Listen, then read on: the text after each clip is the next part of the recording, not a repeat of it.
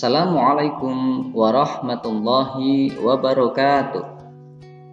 Anak-anak sekalian, pelajaran pada kesempatan kali ini adalah masa awal dakwah Nabi Muhammad SAW dan para sahabatnya. Tujuan pembelajaran yang akan kita capai, siswa dapat mengemukakan pada masa awal dakwah Nabi Muhammad SAW, di antaranya dakwah secara sembunyi-sembunyi dan dakwah secara terang-terangan. Mari kita amati gambar berikut. Kira-kira kegiatan apa yang dilakukan pada gambar 1? Ya, pada gambar 1 adalah kegiatan orang sedang berdakwah.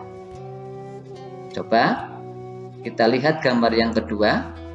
Kegiatan apa yang dilakukan oleh orang tersebut? Benar. Gambar tersebut adalah menggambarkan orang sedang melaksanakan ibadah haji.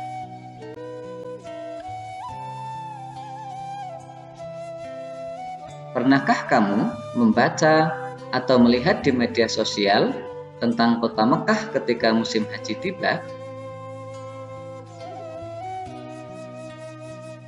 Alangkah ramainya kota Mekah pada waktu musim haji.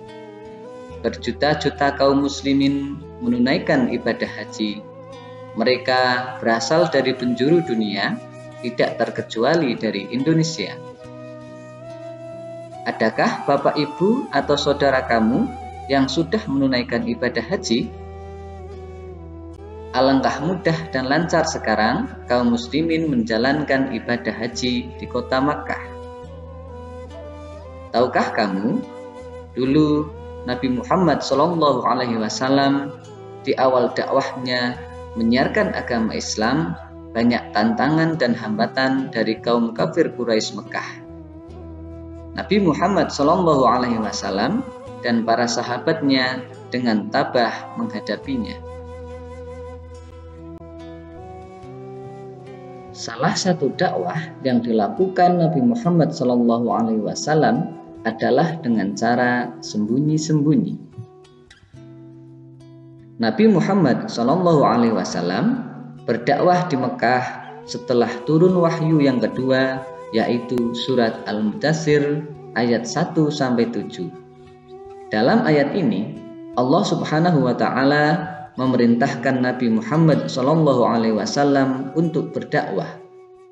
Di awal dakwahnya hanya sebatas kepada keluarganya dan dilakukan secara sembunyi-sembunyi di rumah Arqam bin Abil Arqam.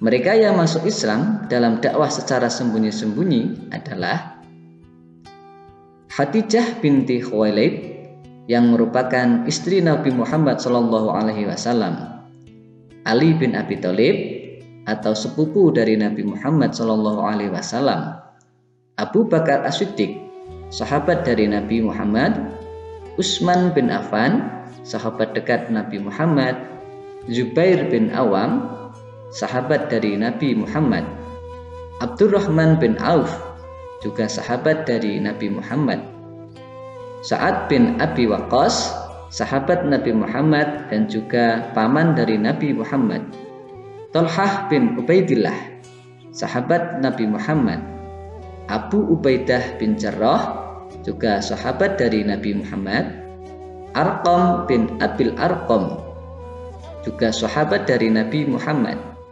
Ummu Aiman, dia adalah orang yang mengasuh Nabi Muhammad SAW, dan Zaid bin Harithah, sahabat dan juga orang yang pernah diangkat menjadi anak angkat Muhammad SAW.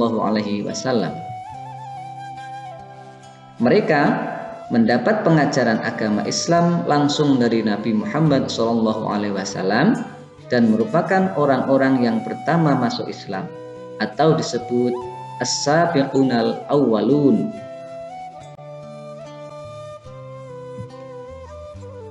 Dakwah yang dilakukan Nabi Muhammad SAW yang kedua dengan cara terang-terangan. Selama 3 tahun lamanya, Nabi Muhammad SAW menjalankan dakwah secara sembunyi-sembunyi. Suatu hari, Rasulullah mendapat perintah untuk berdakwah secara terang-terangan, yaitu dengan turunnya surat Al-Hijj ayat 94 yang berbunyi, Bismillahirrahmanirrahim. Fasda' bima tu'maru wa a'rid 'anil musyrikin. Yang artinya, maka sampaikanlah olehmu secara terang-terangan segala apa yang diperintahkan dan berpalinglah dari orang-orang yang musyrik. Pertama yang dilakukan Nabi Muhammad SAW dalam dakwah secara terang-terangan adalah mengumpulkan dalam jamuan makan para kerabatnya dan orang-orang terpandang dari kaum Quraisy.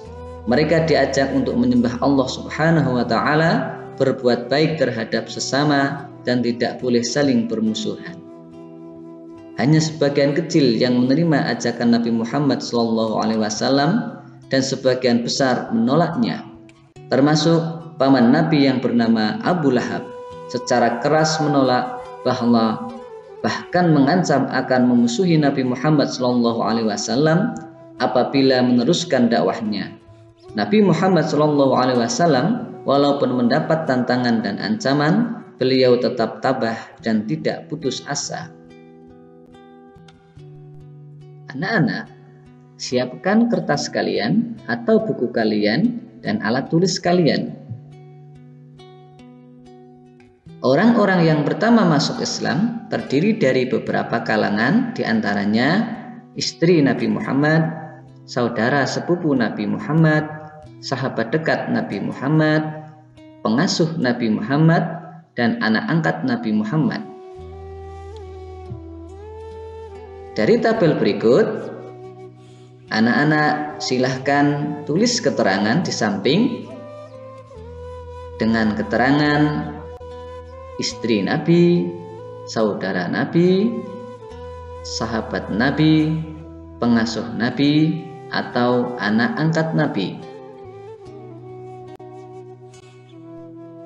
Anak-anak, demikianlah pelajaran pada kesempatan kali ini, dan sampai jumpa pada pelajaran selanjutnya. Semoga bermanfaat. Wallahul muwaffiq ila aqwamit thoriq. Wassalamualaikum warahmatullahi wabarakatuh.